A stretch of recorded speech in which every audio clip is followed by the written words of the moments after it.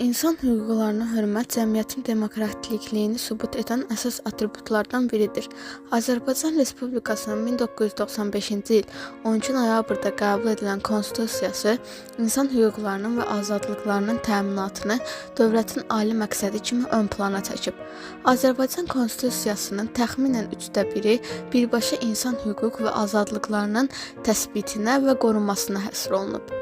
Müstəqil Azərbaycanda insan hüquq və azadlıqlarının təmini istiqamətində baş verən bütün köklü müsbət dəyişikliklər ümummilli lider Heydər Əliyevin həyata keçirdiyi geniş miqyaslı islahatlar nəticəsində mümkün olub.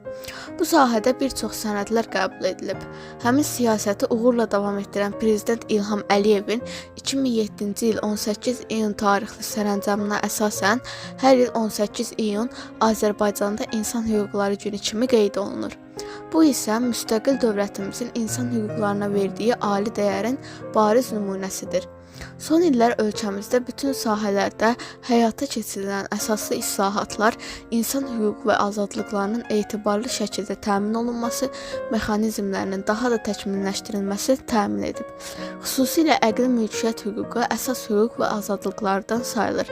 Əqli mülkiyyət və xüsusən müəlliflik hüququ bəndəvi hüquqların tərkib hissəsidir.